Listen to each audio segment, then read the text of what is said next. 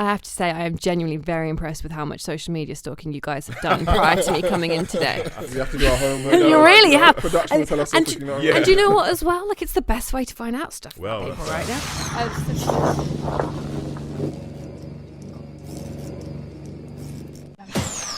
Welcome back to another episode of the X's and O's podcast. We're back again with the visuals as well. And we've got another special guest in the building. But before we get into that, we've got myself, Mr. Selenke. We've got Bam Bam, People's Champion. You're popular right now, you're boy. popular at the moment. You're popular. I'm just a free spirit. You're very popular at the moment. I'm just a free very spirit. At the moment. The fans are liking you at the moment. I'm just the voice of this. You've got the voice of reason. I'm just the voice of the streets. I like that. The voice of the streets, Bam Bam. You've got your voice of reason. What's going on, people? George, and our very special guest, Hannah Wilkes. Oh, an applause. Thanks, guys. I feel so special. Thank you very much for coming down. Thanks for having me. Excited to be here in this very comfy studio as well. Like, I'm enjoying the armchair. I might just sit here all day while it rains outside. Nice. Okay, so what we want to get into today is a bit about the NFL. But before we get into that, let's hear about you. So tell us about your come up, and you obviously joined Sky Sports in 2011, if I'm not incorrect. I think it was 2010. 2010. Okay. Yeah. Okay. I did work experience in 2010. Okay. And then got some runner shifts or production junior shifts, Yes. but everyone just basically calls it a runner. Whilst I was still at uni, and then when I finished uni in 2011, just to make it really easy for everyone to figure out my age, I started running full time at Sky and basically never left. So I did a lot of work behind the scenes. I worked for a long time on a kids show that we used to do called Game Changers. Yes, have you heard of it? Did you watch it? You have kids. Did they watch it? My kids, do you know what I mean? My kids have Did seen they? it, so Yes. it's like a lot of fun. I get so happy when I meet Yeah. people that have actually seen it. Yes, so we did Game Changers, and I worked behind the scenes on that for a few years. Then I started reporting, and then I was lucky enough to present it. And then we're doing other bits around Sky as well. So that's the great thing about a company like Sky is obviously there are so many different sports. So kind of worked on loads of different things. This is the very abridged version. Yeah, because I was going to say, you've done things like show jumping, ATP, netball. I think I may have seen you at the Force 5. Yes, netball, You yes. probably were there at some point. I think I saw you on the screen. And obviously of recent, the Weber Cup bowling. Which the Ryder Cup of 10-pin bowling. Yeah, basically, yeah. And a lot of people probably don't know about that because bowling is... Do you watch bowling? I've played it. You played it, Bam Bam? Do you watch bowling? I can't lie. Is it the same? Is it similar to bowls? Like, you know, like No, it's 10-pin. It's like 10-pin. bowling, It's man. full Actual 10-pin. bowling. I I can't know lie. they do competitions, but No, they do, bro. Wait. I know they do competitions, but for it to In the actually States. make In the States. No, bro. It's, Like it's T sick. prime time No. TV I've watched is- it on YouTube. I It's can't actually lie. good. Look, I've seen some every guys- shot is a spin, Okay, almost. wait, Like, see, Yeah. Some guys I do don't some have to get upset, but if 10-pin bowling can make primetime TV, Yeah. Darts can make primetime TV. then why no, not? darts is darts is actually a good decent. day out. Darts is Darts quite is- decent, yeah. Do you know what? It's kind of the vein of sports. It's like really addictive viewing. What was interesting because I do the Weber Cup every year. It's just 1 week a year where I talk 10-pin. And interesting this year because they didn't have crowds, obviously. So they did it Monday to Wednesday instead of every weekend. So it was on Sky Sports main event. So we got more eyes on it. The viewing figures were way up. And so many people have been like, oh, flicked it on to see what it was about. And then found myself still watching 6 hours later because it's that kind of addictive viewing. So yeah. I think I've covered in some way or another every sport that Sky do, and then I've done some random ones as well. That's pretty cool, which is though. really fun. I've been to the World Conquer Championships, guys. Conquer Twice. Like, Where's like it? school when you- I didn't even know that existed. Neither did I till I And discovered it wait, did, and I was like, we wait, have to wait. make a TV Now I'm program gonna get about upset. this. Conkers is making prime time. No. We did it for Game Changers. We did a feature on Okay, it one yeah, year, and then fair enough. the next year I was like, I think we should go and do a whole show Yeah. from it. And they were like, yeah, why not? Where is the Conquer Championship? held? It's in Northamptonshire, which is where I'm from, Ah, which is that not how I knew makes about it, sense. to be fair. They usually do it the second Sunday of October, and it never rains on Conquer Day, guys. They've never had a washout. Interesting. And it's the most eccentrically British thing Yeah. you've ever been to. Yeah. But it's That's fun. quality though. It is, Yeah. yeah. Variety, and, eh? And there's also, like, more recently, NFL Overtime, which is like your baby, I guess. Like, how did that Yeah, come about? that's- Because we've watched it for certain. I know I watch it. I know the guys do as well. Yeah. Obviously, and you present that with Coach Rob Ryan, and Josh Denzel. So how did that come about? I have to say, it's an absolute dream come true doing Overtime. It really is. It still feels quite surreal. What are we, week 8 now? So Yes. it still Yes. feels really surreal. Yeah. So it came about by virtue of the Sky's deal that they signed with the NFL over the summer. So Sky signed a new 5-year deal with a dedicated 5-year deal, with a dedicated channel during the season, and got your own channel. You need more. You want some more original shows on it. So yes, it's a really fun one. So it's like a look back at the weekend and a little bit of fantasy football chat as well. So we do it on Tuesday. So we like round up Sunday's games, Monday night's games. It came about very suddenly, actually, to be honest, because the way these sort of deals work is no one knows much about them apart from the people literally making them happen until they're done, because it's the nature of it. So I literally got a phone call from the NFL producer at Sky on like a Friday in the summer when it was really hot, which feels like a lifetime ago, being like, "We've got a new deal." I was like, "Oh, great! We've got a new show. I want you to present it." Nice. So you're obviously like, cool, yeah, sure. I'm not gonna say no. No, and the weird thing is as well with, usually if you're doing a new show, there'd be like loads of like meetings and ideas being thrown around, and you'd have like rehearsals and this, that, the other. But obviously we were all doing it completely remotely because we're all still working from home apart from when we're in studio.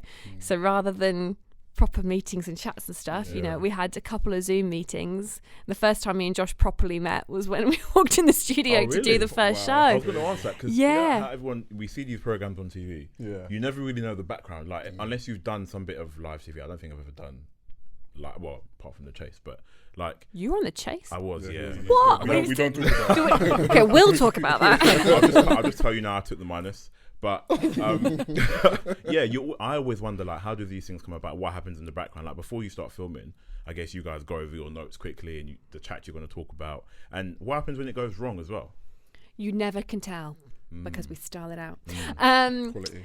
So it's really different. And this year, obviously, things are very different to how they've usually been. So we sort of have the show kind of comes together on Monday, really, like looking back on Sunday. So we all kind of spend Monday sort of making sure we've watched highlights of everything and know what we want to talk about, and the producers start putting the the actual highlights and all that stuff together.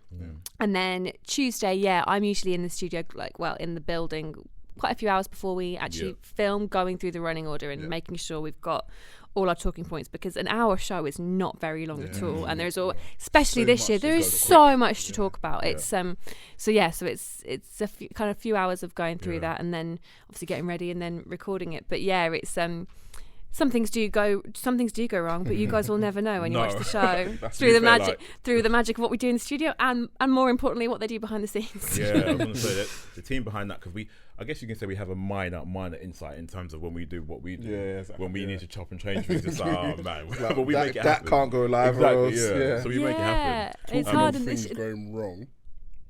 Heard that you're a Rams fan. I'm interested to see where this is going. Prior to that, apparently you were a Patriots fan. No, see, this is where this gets confused. No, so the kind of background is when I started watching NFL, and I only came to watch the NFL when I started working at Sky. It wasn't a sport that I grew up with or knew much about until I was working on it and was like, what is this? People are hitting each other really hard. I'm in.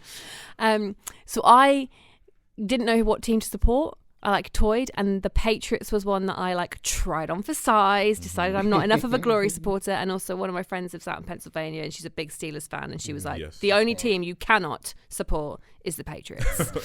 Or the Packers, actually, because that's going to be my next choice. She was like, nope, still no. But just the local rivalry. And I was like, you know what? She's been living out there long enough that I have to respect her opinion here, because at this point she knows a lot more than me. So I think I posted a tweet I found this week. I think it must be the anniversary of a London game a few years ago, and I was newly into it, and I was like, Sunday, Patriots, pizza. And there's literally the comment from my friend underneath being like, not the Patriots, absolutely not. And I was like, this must be where it was. It's such a common theme, the whole no pick, because I'm a Colts fan, so naturally, and I can't lie, I agree. I'm a Colts fan, and we don't mix with the Patriots fans. You guys started that whole Deflategate nonsense anyway. It happened though, it was true. Are you a Patriots fan? I'm the biggest Patriots fan. See, I've got a lot of respect for the Patriots and a lot of respect for what Bill Belichick's done there, especially with Tom Brady. Do not get me wrong, nothing but respect. But I just wasn't allowed to support them. So let's talk about something. You went to Super Bowl 53, right? I did. So that must have been an amazing experience for you. As being a Rams fan as well, Can you talk about that, like the tailgating experience? Everything that Oh, happened? the whole week. I mean, I've been jealous already. really fortunate in some of the things I've been able to go to through work. Yeah. But the Super Bowl is just another level. So I think I got out there on the Tuesday, and it was a really exciting week because it's when we were still doing Game Changers, and I'd basically pitched that we do a show from the Super Bowl, never thinking in a million years that anyone would agree to it. And they did. Wow. So it was great, and that was, I think, the first full season where I'd been more involved in the NFL coverage generally. So I think by then I was doing like a weekly Facebook Live with Coach Rob Ryan, because he was over that season. I've been doing the London games, I've been in the studio for the playoffs. So it was the first year that I'd really been fully involved throughout the season, and then to go out there and do it. So it's just, I've never seen a sporting event. It was almost like that week, like Atlanta was just built for the Super Bowl. Like there was nothing that wasn't Super Bowl related. As well, the whole, so you sort of spend the first few days sort of like on Radio Row, which I know there are a lot of broadcasters in the world, but my goodness, until you see that amount of TV crews, radio crews, like national, international, it's just mind-boggling. And you know, everywhere you turn, you're seeing people doing their jobs, and then also incredibly famous people, not just from NFL. It's like, oh, there's Von Miller, there's Kurt Warner. I steamrolled Kyle Shanahan. We were filming a piece, and the cameraman needed to walk backwards, and I wasn't the one who was filming, so I thought, well, I'll like clear the way behind. So when you're doing something like that, you don't look at who you're batting out the way. You're just making sure that the cameraman with a very expensive camera isn't about to fall over. So I literally just did. I didn't realise that until afterwards, and my colleague went, do you know who you pushed out the way? And I was like, loads of people. He's like, you pushed Kyle Shanahan. I was like, well, would he rather have been flattened by the I would cameraman? have added that to my CV. Honestly, Yeah. Put back crew for So it was a really cool week. So obviously, like the whole Sky crew were out there doing Inside the Huddle every day, and we were doing like podcasts every day. And me and my cameraman were off filming all this fun stuff as well that those guys don't usually get to see. So we were in the fan zone loads. I tried, for the sake of the show, obviously, I did every activity that you can do. I did assault courses, runs, the whole lot. And what's amazing as well is the access you have to the players. So every day up until the Friday, so I think Thursday's the last day, and both teams do a media session. And you have the main players. I mean, Tom Brady obviously has a stage. Everyone else, everyone else, it has a table. Some of them sort of more raised platforms, like the bigger name players, but the rest of them are sat around, not all that dissimilar to like us now. Like if there's a table between us, be like a high table, couple of chairs, and a couple of players, and you can literally just go and talk to them.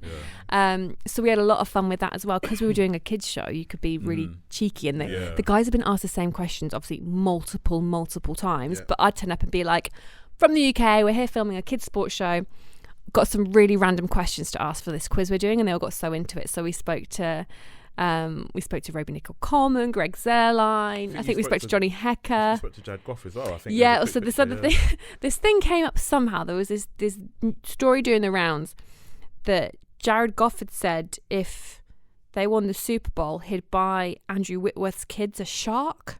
Wow. So I was like, this is the kind of thing you have to go in for if you're doing a kids show. Yeah.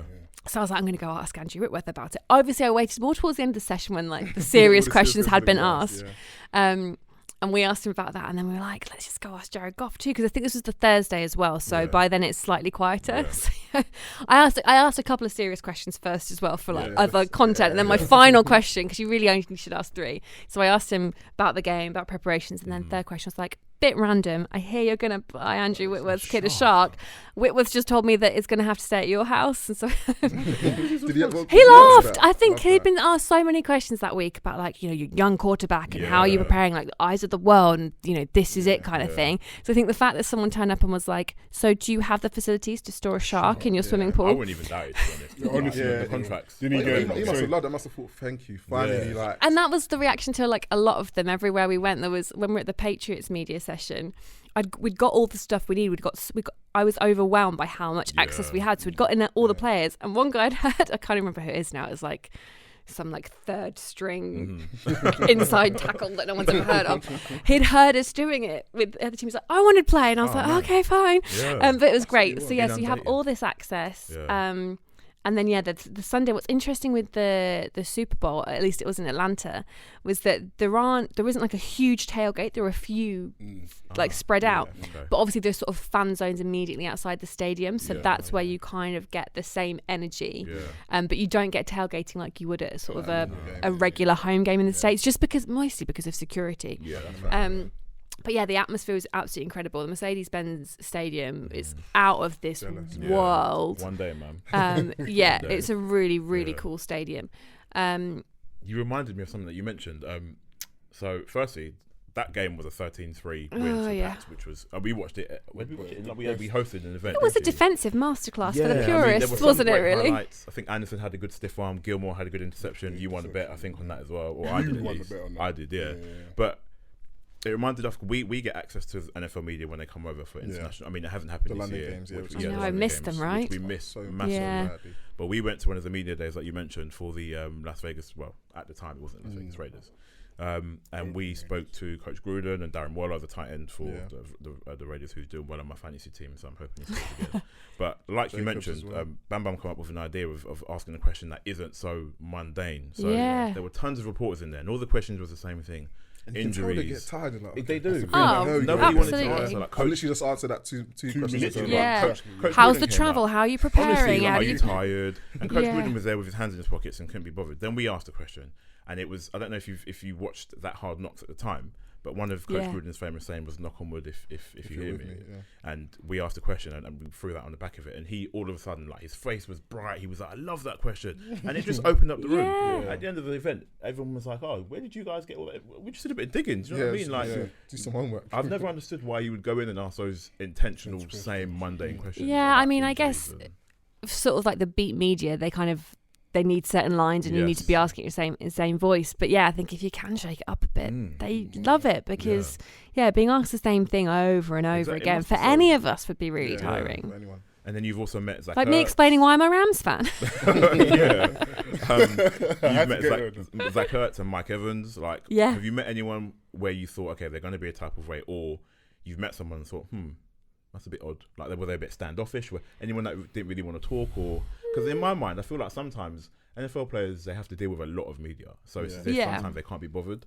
So I'm wondering, has that ever happened to you? Have you ever come across someone who wasn't quite so friendly? Let's say. No, I've been really fortunate. I think when I'm covering the NFL, I mean, because mostly, obviously, a lot of the interviews I've done have been when they're the international games. So for players, that's a change. That's something out of the ordinary, and they're very excited to be over here. They love those. They love those games, and they appreciate all the fans over here so much.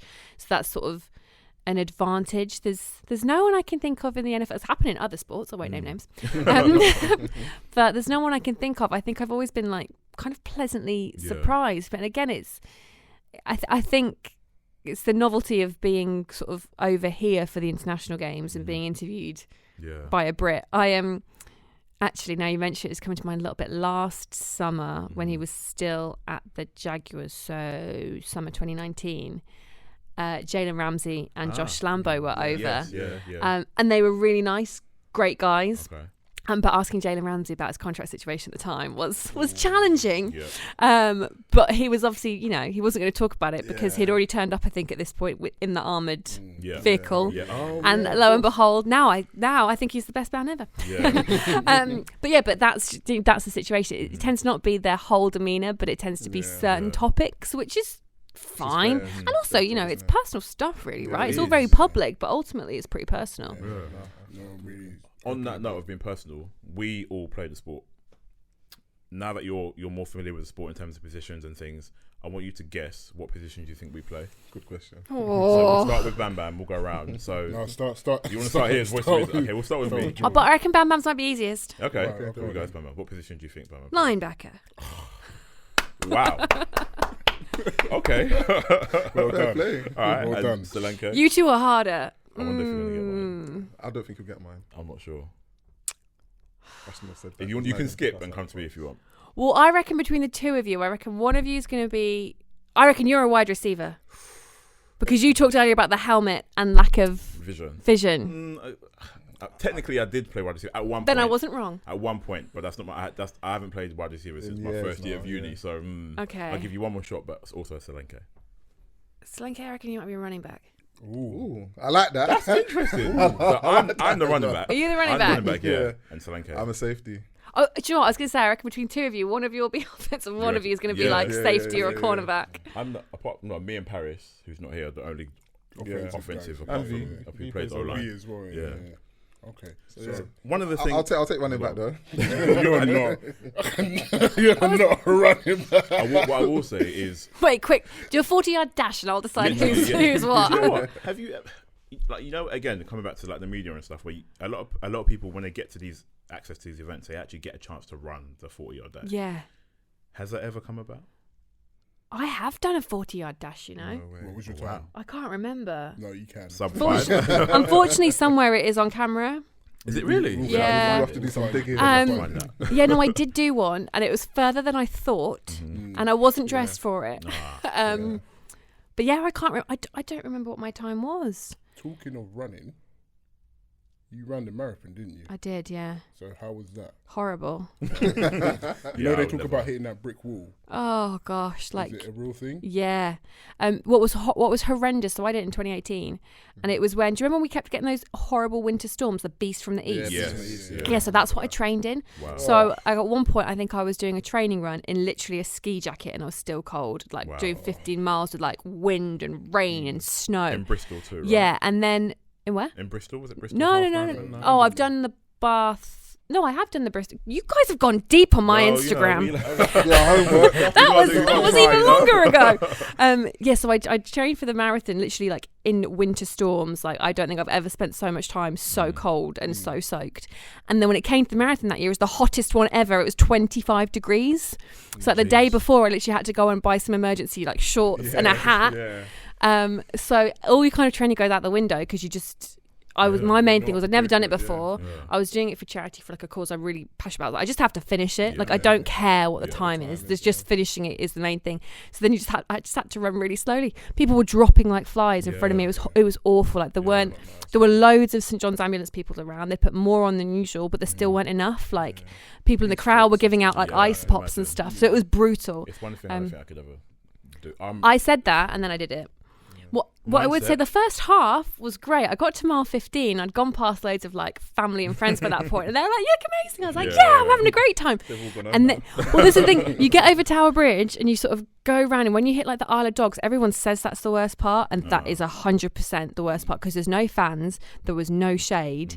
It's like all of a sudden, you in the track. yeah, and all of a sudden everyone's like, "Oh, there are no fans here," so everyone's trying to like walk a little bit, and it's the most I think 15 to 18 was disgusting.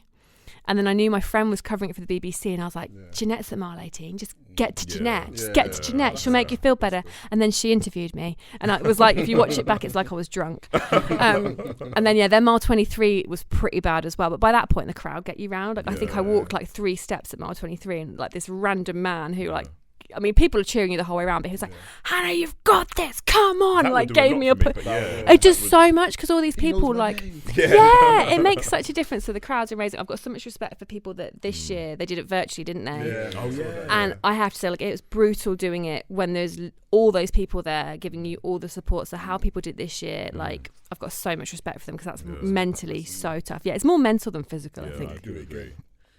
I keep entering the ballot. Thankfully, not like I haven't got a place again since. I'd like to do it again because weirdly, I enjoyed the training more than I enjoyed the run itself. Okay. Because I quite liked having that discipline and focus. Like it was a non-negotiable. It was like if someone's like, "Oh, do you want to do something on Saturday?" It's like, "Well, I can't do anything till this time because I have to run 15 miles." Like, and I think it was really good in that kind of way.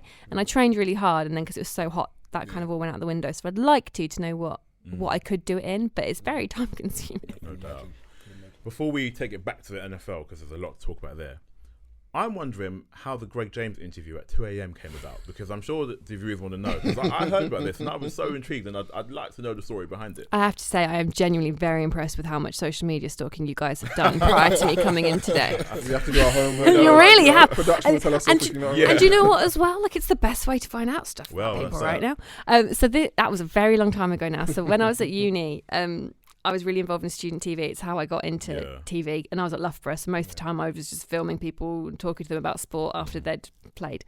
But so I think it was Freshers Week. and not when I was a freshman. I was in like third year, I think. But it was Freshers Week, and Greg James was coming to play a set, and we did loads of stuff around Freshers Week. The stuff we churned out, like you look back at it and think that was pretty impressive for complete amateur students. Like it still is. And he'd agreed to like do an interview for LSU TV. Big up to LSU TV. And we were meant to do it before he played. But he got there late because London to Loughborough is a trek. So we had to do it after his set. So we had to like wait till like 2:00 in the morning, and it was like a sofa like that but shabbier in this like little dressing room in the back of the Union, which was tiny.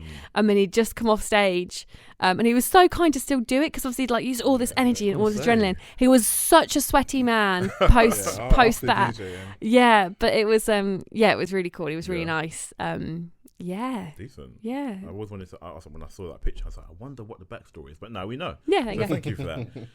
The NFL, the beast that is the NFL. Yes. This season has just been, well, obviously no one could foresee the whole C word. I don't want to say the word because we've spoken about it so much. But this season has been absolutely wild. Yeah, like I don't to think say the least. To say the least, like from the number of ACL injuries we've seen at the start of the season. Which we could say, or maybe can or can't say, is due to lack of training camp. The players that dropped out before that as well. Yeah, the players that are opting out. Big old list. Yeah. A huge list. And to Russell Wilson absolutely being given the keys to the offense and dominating from the word go. Keys to the kitchen, I believe. He honestly... I'm still waving the flag for Russell Wilson for season MVP this season. Best quarterback in the league right now. 100%. I have to agree. I do have to agree. But I want to talk about, obviously, the changes have happened. The players have dropped out. Some teams aren't performing as well as they have because they've lost certain stars, referring to the Giants here. They pretty much don't have anyone. Even if they had their stars, to be fair, I'm not sure they would. Yeah, the Chiefs are the Chiefs. I mean, they took an L to the Raiders, which I didn't see coming. You know what? No one saw it coming. I did. Did you? Did you call it? Yeah, on our thing. Oh, did you really? On our Ridiculous called it. Yeah, I called it. Yeah. To be fair enough. Bold. Well done. Yeah, it was a bold, bold call. I'm just wondering all the moves that are happening, like a Bell who has moved from the Jets to the Chiefs, and by the time you watch this, he's actually playing the Jets this week. Yeah. Where do we see teams like the Seahawks with all the firepower that they've got? Jamal Adams is coming back soon, so if he can bolster that defense, in my opinion, I see Seahawks going all the way to the Super Bowl. I don't know about what you think, but I can't agree with you. Really? This is who I think is going to the Super Bowl. You can't say the Patriots because it's not. Don't say the Patriots. It's not happening. It's not the Patriots. Well, Tom Brady's going to be the first person. No. Let me finish, please. He's going to be the first person to win the Super Bowl in his home stadium. I can see that happening. I'll explain why. Yeah, because of AB. No, he's got AB coming. That's a big thing. Godwin is playing the best football that Godwin's played. Evans is doing that. When I remember in the group chat, you were saying that Gronk's not being involved in the catching game. Now he is. Last 2 weeks he has been. Yeah. In that, you got Jones, Fournette. Jones looks good. Jones does look good. If And he doesn't fumble. Brady in the last 5 weeks, has gone 14 touchdowns to 1 interception. We've got 9 receivers his last game. 9 different receivers. 9 different receivers. And Scott Miller, who knows it's what he's done with Wes Welker. Yeah, that's it's Scott what Miller he's done guy. with Julian That's his Edelman. Edelman, isn't he? Yeah. So I see them going. In the AFC, and no one's really going to agree with this, I don't think it's going to be the Steelers. You don't? It's going to be the Ravens. I don't think the Chiefs can do it. Because the Raiders have exposed the Chiefs. People can now believe that they can beat them. Steelers. Don't get me wrong. Steelers have got weapons like Chase Claypool. Yeah, 4 touchdowns. Chase Claypool is He's serious. Very serious. But I think it's going to be Bucks versus Ravens. Hannah, you look like you was about to say something there when you heard the word Steelers. Well, it's interesting, the whole thing, because I think the first Sunday of the NFL season, I put on Twitter, I was going to make a bold Super Bowl prediction, and I went Seahawks-Ravens. Okay. Based on basically nothing with the lack of preseason, but I had just a feeling about Russell Wilson, which it's come to fruition. Yeah. Even with Jamal Adams coming back, I don't think they can get to a Super Bowl with the defense they've currently got. Like Russ is going to keep putting up the numbers, but as long as he stays healthy. But I just can't. You can't. Defense wins championships. You can't get that far with a defense that is performing so poorly. Yeah. I think it's a great shout with the Buccaneers because I think they've surprised Everyone. I think they look like the most complete team because their defense is strong. Their offense, Tom Brady's got so many weapons. Before you add Antonio Brown into the mix, which I won't get into. AFC wise, I think it is harder to call. I think this Sunday the Steelers play the Ravens, and I think that will tell us so much. I don't think the Ravens have looked like the Ravens of last year. Lamar Jackson doesn't look like the player he was last year, but when you perform like he did last year, there's always going to be some drop off, and it's not dire, is it? Let's be honest. So yeah, I think that will tell us a lot on Sunday. But we are only midway through the season, and I do think there are going to be so many twists to this season yet, because we haven't had the last COVID delay or cancellation. We haven't had the last injury. We've had so many already. I think it's between the Steelers and the Ravens. I think Sunday will go a long way in telling us. But also, you can never write off the Chiefs, right? You can't. You can't write off the Chiefs. You cannot write off the Chiefs. I think you can. I don't think you can. Based on what though? Just based on the fact that if you look at like last season and what Mahomes did, don't get me wrong, he was great, but he wasn't the best quarterback in the league last season. But he's still one of even the though he's not the Super best quarterback, I think he's one of the most intelligent quarterbacks. He is. Don't get me wrong. That's what sets him apart. Very intelligent. I don't think he can write. Let's look at. But I think that what lets them down a little bit this year is their defense is nowhere near as strong as it was last year, and that is a concerning for a Super Bowl run. I think last year their defense weren't great at the start. Yeah, and they grew. Improved towards the end of the season, and all of a sudden they became this powerhouse of defense. Like Tyrann Mathieu was playing out of his mind. But he's been awful this season. Yeah, so I do. I not do awful, see what but he hasn't been great this season. Yeah, I think it's difficult when you win a Super Bowl. The following season, everyone expects you to be exactly the same, if not better. And where we're not, so like you mentioned the Ravens. In my personal opinion, I think they need more firepower in their receiving core. You've got Hollywood Brown, who hasn't been great. He's been injured for a while. Mark Andrews and Boyle, the tight ends, are doing quite well. They've just signed Bryant to the practice squad. I don't think he's going to. Personally, I don't think he's going to make an appearance in the starting squad. But I think if he's needed, he will. He may be needed. I don't think they have the firepower downfield. Jackson can obviously run the ball. He had a bit of a knee injury earlier in the season. I think they're protecting him. I think that's why we haven't seen the same Lamar as we see. Because if he goes down, they are screwed. RG3 is just not, and RG3 and who's the other backup as well? I don't even know who after that. Neither of them are good enough. So I think they need to protect Lamar, and I think that's what they're doing. Hence why we haven't seen him as dynamic as last year. I think what we will see as well as we get to the later stage of the regular season, you can have a quick firing offense easily earlier on with no preseasons games.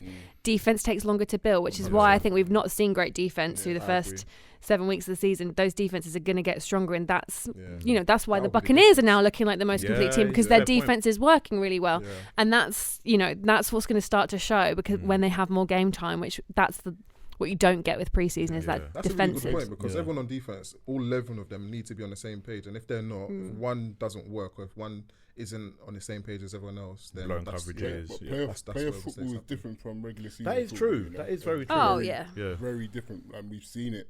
Like, and I know I said I think the Ravens are going to get there, but last season they should have, and they should have. But obviously Lamar's 0-2 in the playoffs. Very true.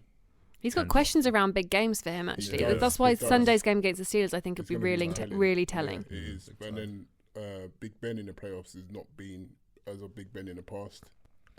I think he's done, personally, man. You think he's done? I don't think he's done. I don't think he's done. I don't think he's done, because he's got the weapons around. Like, I think Steelers receiving core is so good. Is number one right now. If you look him up, what next? He's very one-dimensional. I don't know, man. He's obviously not. He doesn't scramble. He's not a Kyler Murray, who will come to in a moment.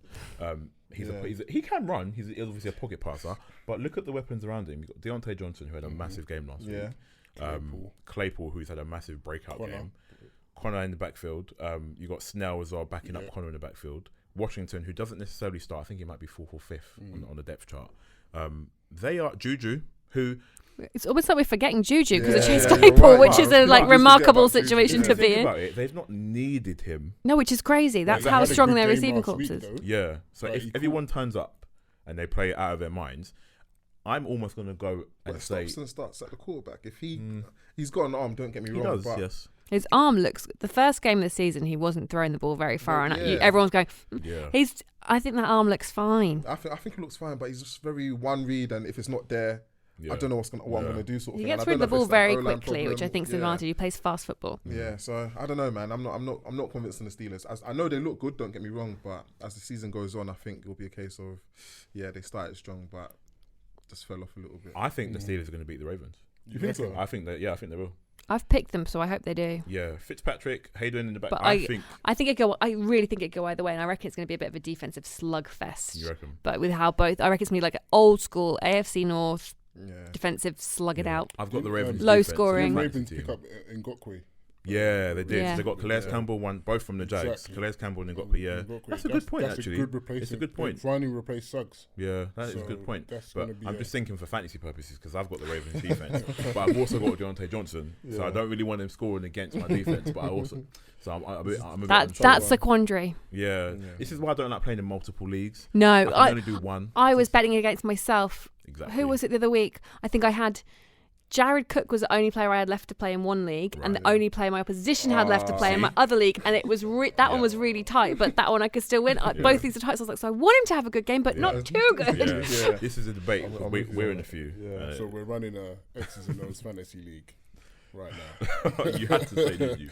And let's just say there's no GMs in X's and O's apart from myself. Okay. Currently sitting at 7-0. No way. I'll George put my is, hands up. I'm in 3 leagues, right? There's one league that I've been There's doing for always an years. excuse in it. It's not. It's just a fact. Like, It's a lot to keep track of. It is, and I can't deal with betting for and against my own player in different leagues. It just doesn't work. So I don't pay any attention to any other leagues apart from one.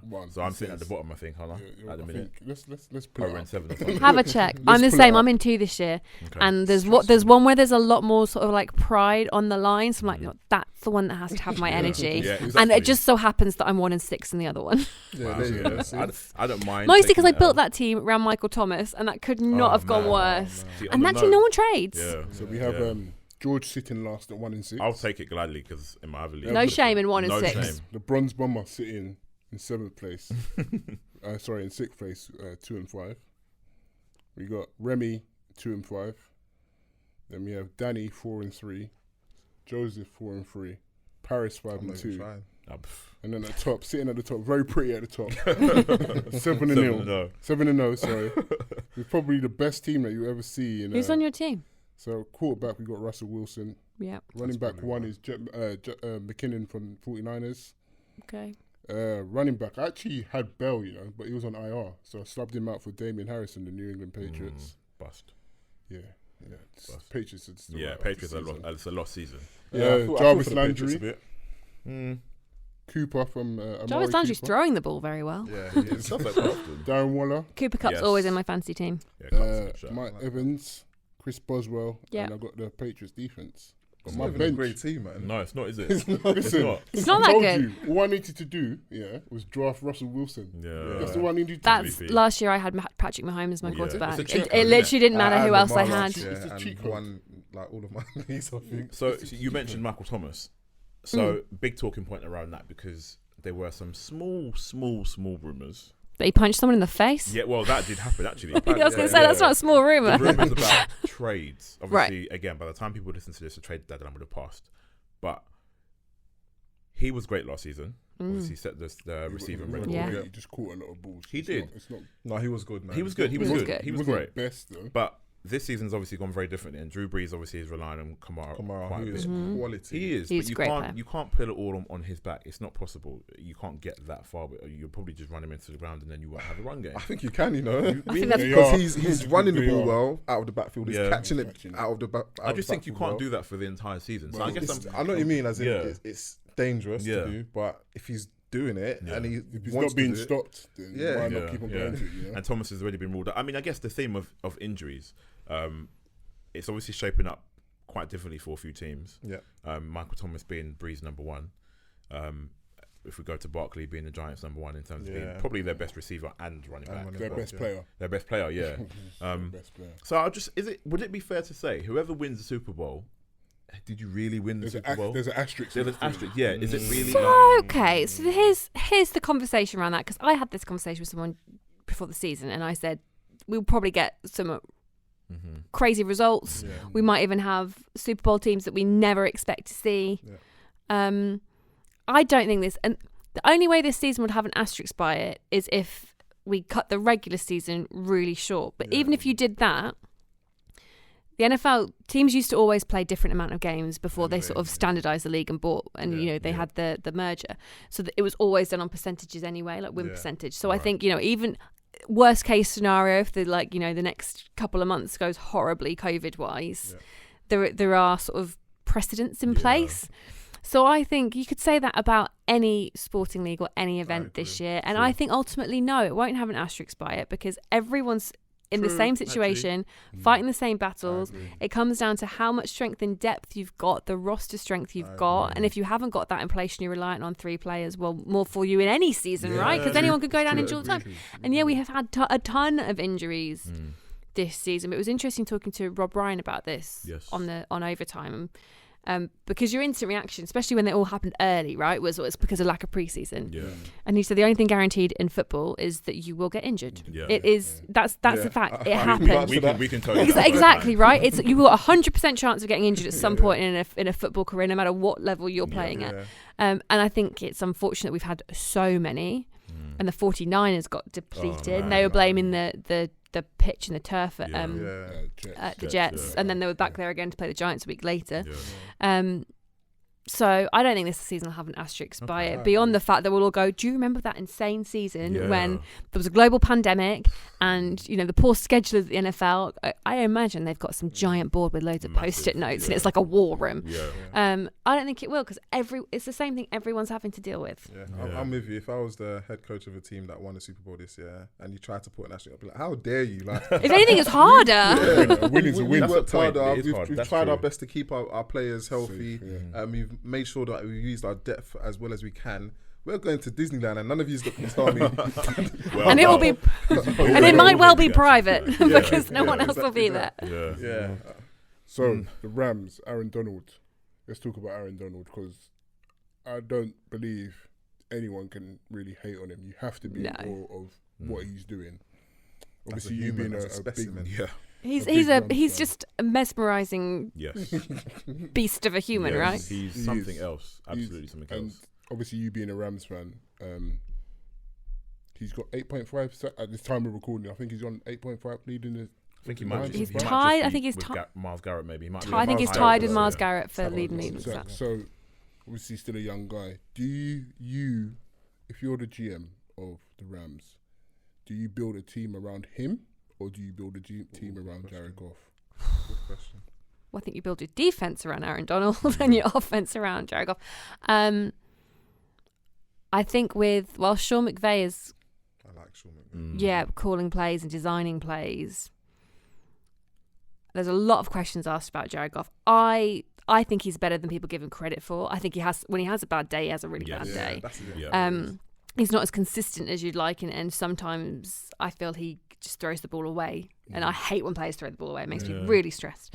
But I think you've got the advantage when it comes to knowing you've got Aaron Donald on your team, that your defense is always going to be competitive. If you look at the Rams defense this year, it's pretty young. But when you've got Aaron Donald leading it at the front, and you've got Jalen Ramsey in the back, and also becoming this like hybrid, indefinable. Indefinable, is that word? Undefinable. Either way, Jalen Ramsey is basically anything goes. He's basically created a whole new position. Brandon Staley has for him. He's everywhere. So I think when you've got that in the front and that in the back, particularly that in the front, then I think you're always going to be competitive, and you've always. I mean, the fact Aaron Donald's consistently got 2 or 3 linemen on him. He joined DeMarcus Lawrence. Did he break a record or tie? Yeah, tie the record for isn't it like 8+ sacks in his first 4 seasons or something? It wouldn't surprise me. He's just something else. He's another matter of discussion. I think I saw some highlights. He beats double teams easily. Oh, you need at least 2. Couldn't do it against the Patriots in Super Bowl though. But anyway,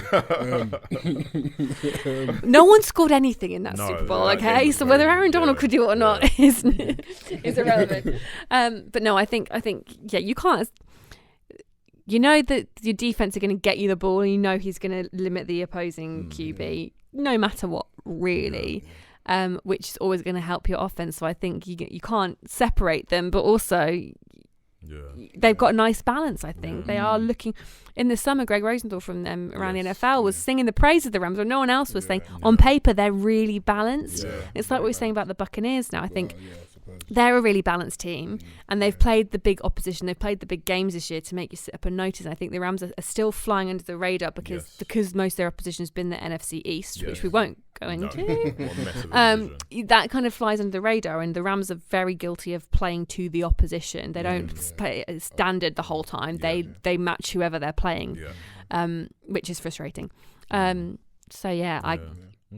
Yeah. I like the question because it's a hard one. I'm still thinking about it. It's a tough one because me personally, Donald doesn't go anywhere, but I can afford to let Jared Goff go.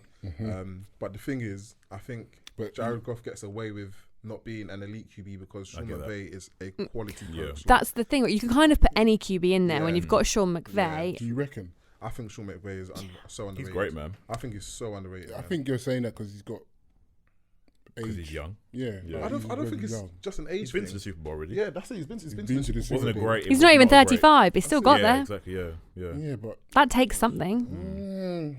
Not feeling it. I personally, I'm not. Reason why I'm not feeling it is because defense wins championships, but you have to have a QB that knows what he's doing. 100%. Unfortunately, it doesn't seem like Jared Goff knows what he's doing. That's what I'm trying to say. But he doesn't. He's not elite. But Sean McVay is getting does what he needs the to best do out of him. Jared Goff can't do, in my opinion, what he's doing at half. But the thing, I think if Jared Goff gets released, and I don't think he will be. I don't think not the way they're paying him. Another job. No. He doesn't. That's my point. Or backup.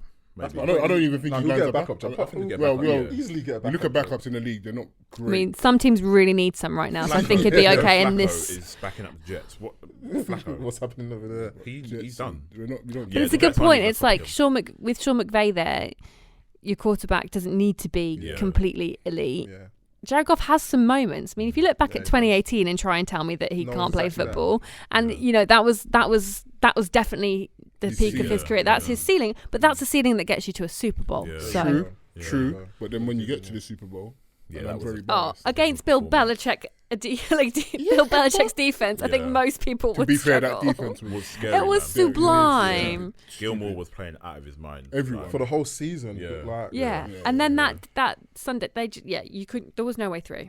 So obviously you went to Super Bowl 53, and I know we've touched on it a bit, but it being such a low-scoring game, what was the kind of atmosphere for you as a fan thinking? Oh yeah, wasn't it like 3-3 at the half? 13. The half it was really low. Well, it was weird because I wasn't there purely as a fan, so I was watching in the press area. So you kind of can't totally just yell and scream and be jumping like you would be if you're the other side of the aisle where there was a load of Patriots fans. It was frustrating to watch at times, but also I was at a Super Bowl, and even though the Rams lost, you're watching Tom Brady win a 6th Super Bowl in this like dynastical Patriots team. And if you love the sport, then obviously I'd have loved to see the Rams win, but it was a frustrating game. And I've said this a few times. I think if I'd been sat on my sofa at home, I probably wouldn't have lasted all night.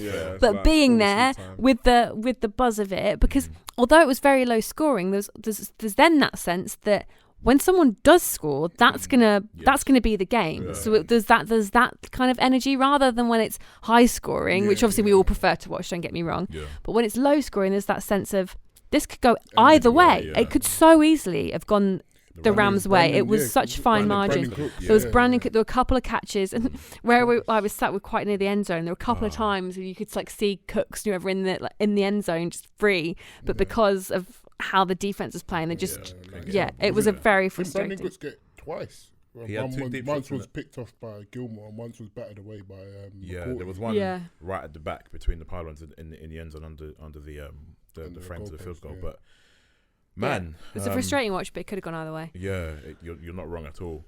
I think before we quickly wrap up, what we'll do is we'll go around the room and we'll each give a Super Bowl winner prediction for a Super Bowl. Oh, it's only week 8. I know. We have to do it. We have to. Disclaimer: super early, very super early, very premature. Early. And I'm going to kick it off with the Seahawks. I can't see anyone. Seahawks versus who though? Super Bowl winner. Super Bowl winner. Sorry, Super Bowl winner. I'm going with the Seahawks. I said it earlier on. I know they don't have a great defense, but if Jamal Adams can shore them up, I'm going with the Seahawks. So they're just unstoppable. It's a tough one, man, because my money's on Russell to be the season MVP, but do I think he can carry the Seahawks and outscore whoever he plays in the playoffs? I mean, in the Super Bowl and the playoffs. and the Season playoffs, MVPs don't regularly win Super Bowl either. That's I'm my intrigued that's to my see who you're going to feeling. go with. Remember, he's a Redskins fan. Yeah. Washington football team. Yes, Oh. correction. I'm The a Washington football football fan. team. Thank you Football very team much. fan. Sorry. WTF. Or FT even. My gut is telling me to stick with the Seahawks. You know, I'm gonna two. put that to you, yeah. Bam bam. I've already said, man. But Tommy gets his 7th and he rises off into the sunset. he supports. I support Brady. no. You're a Tom Brady fan, more than a Patriots fan, aren't you? I'm a Patriots fan. I'm a full Patriots fan. Yeah, Cam Newton. I believe Cam Newton is going to turn the season over. Yeah, but Not how I everyone's see legs. it, yeah, is that Tommy's gone to Tampa for a reason. And brought Gronk and AB with him. Exactly. I think he gets his 7th, enjoys it, signs a 1-day contract with Patriots to retire as a Patriot, and calls it a career. Fair. Oh, I hadn't thought the 1-day contract thing before. That's an intriguing idea. So I kind of feel like I have to stick with my Super Bowl matchup prediction from preseason, which I've done on every time I've been asked this. I've stuck with Seahawks Ravens. As I sit here right now, Ooh, plot twist.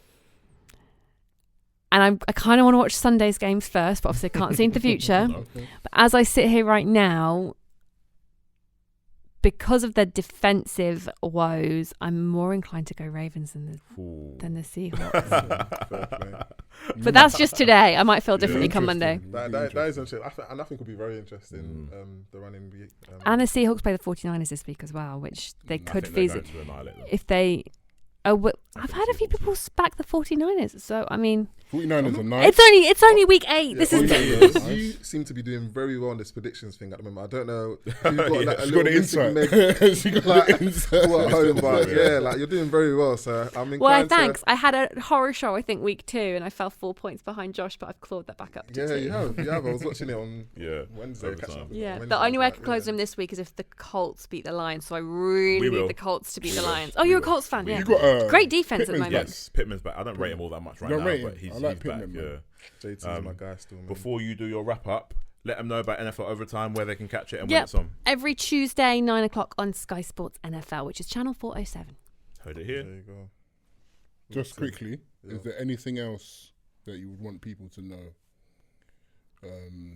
Anything, literally anything to read, anything to watch, anything that you've found a new This is such a blank canvas. Yeah. What do I want people to know? I want people to know that they shouldn't be using plastic bags. Well, you go. You heard it. Single-use plastic bags. You heard it there straight from Hannah.